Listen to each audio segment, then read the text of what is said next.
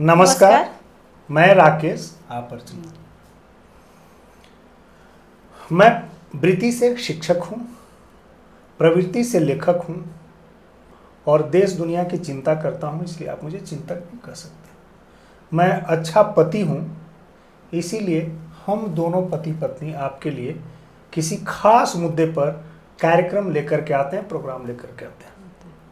तो आज का मुद्दा है प्राइवेट स्कूलों में बढ़ाए जाने वाले मनमाने फीस और उसकी वसूली। जी हाँ, आपने बहुत ही प्रासंगिक मुद्दे को चर्चा के लिए चुना है। बिल्कुल, इसलिए भी प्रासंगिक है कि महीना अप्रैल का है और अप्रैल के शुरुआत में जो है भारत सरकार बजट पेश करती है, यानी यह फिनेंशियल ईयर यानी वित्त वर्ष की भी शुरुआत होती है और एकेडमिक ईयर की भी शुरुआत होती है।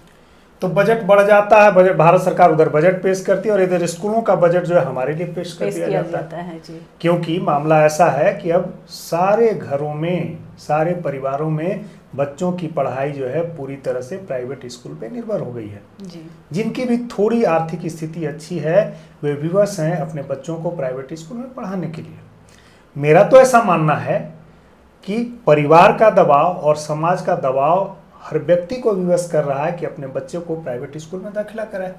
जी हाँ, सरकार चाहे जितना भी दावा कर ले कि वे सरकारी स्कूलों को अच्छे कर दिए हैं, लेकिन अभिभावकों को सरकारी स्कूल से विश्वास उठ चुका है।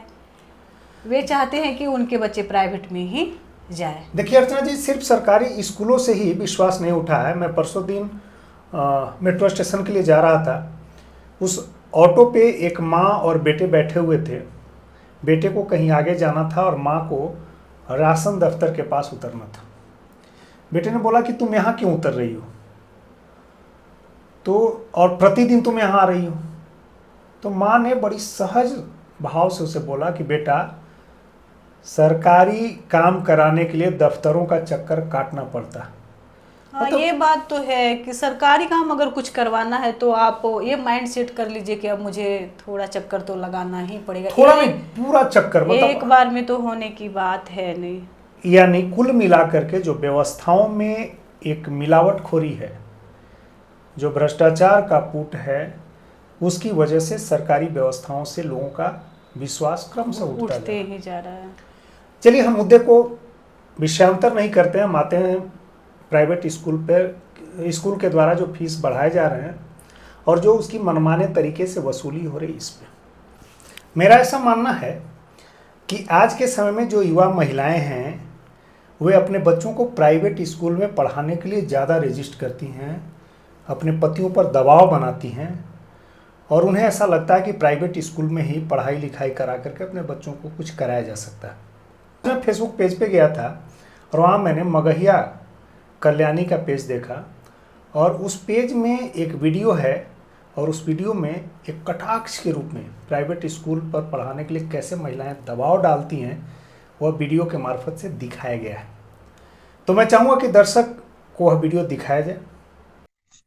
आई जी, बाबू का स्कूलिया में कहना नाम लिखा हूँ, अब 2 दिन समय बाची था, अब कहना लिखा थे ओकरा पढ़ेला तो ना भेजते हो, 5-6 दिन पहले ही ओकर हम नाम लिखवा देली है। कहाँ पढ़ेला भेज देती है? तू हमरा बताइलू कि ना भेजली? आई सरकारी स्कूलिया में।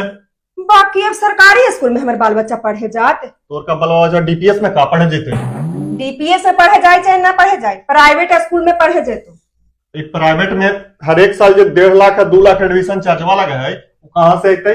3,000-4,000 जो महीने महीने फीसवा लगा है, वो कहाँ से अतै? तब पढ़ल का करहूं? कमागन हम कमाहू जब कहीं तो हमरा कितना वेतन मिलते? 5,000 ना 10,000? इतना तो पढ़ल लिखल हम नहीं कि जब जेबे 50,000 लाख रुपया के हमरा वेतन मिलते।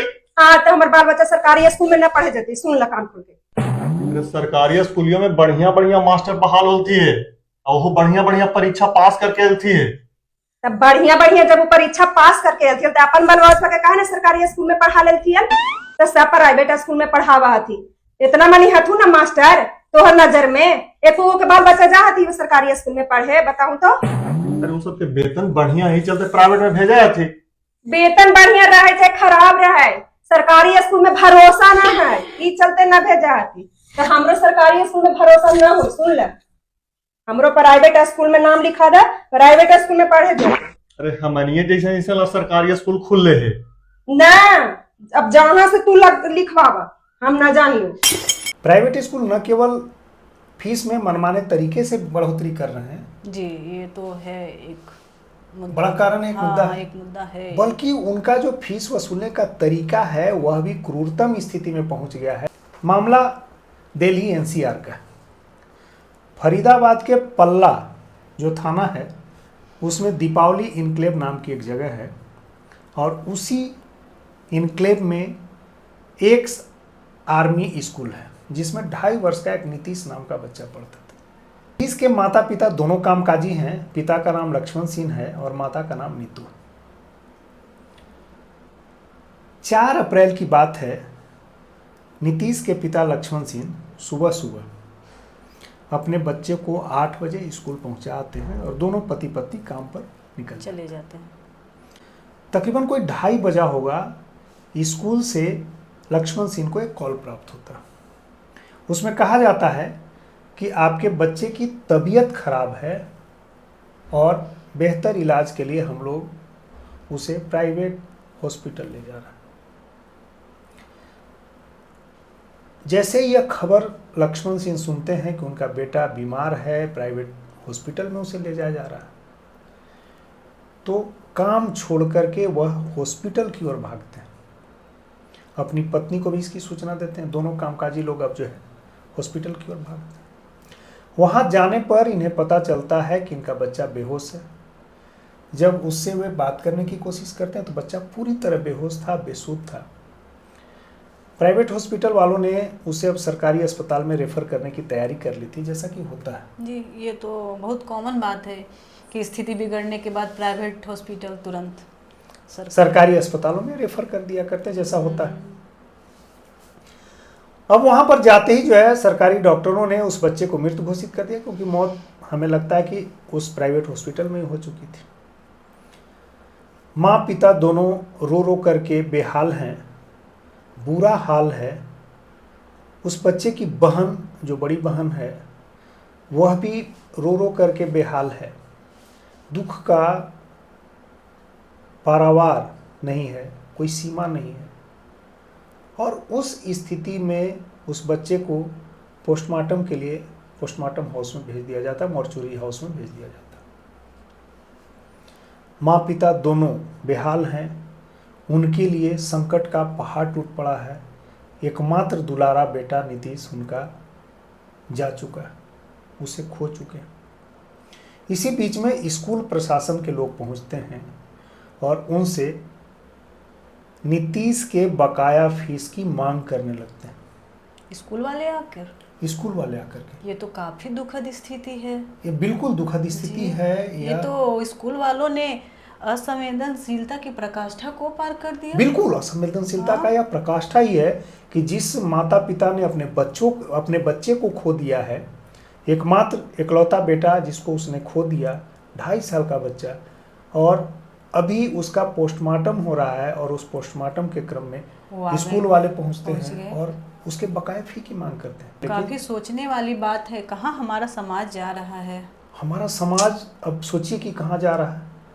मानवता का कितना पतन हो गया है और प्राइवेट स्कूल कैसे मनमाने तरीके से फीस वसूलने के लिए क्रूरतम और जघन्यतम रूप को अपना रहे हैं। यह तो क्रूरतम स्थिति हुई कि किसी का बेटा खो गया, किसी का भाई खो गया, और उस स्थिति में, उस हालात में मॉर्चुरी हाउस में फीस तो आगे पीछे भी लिया जा।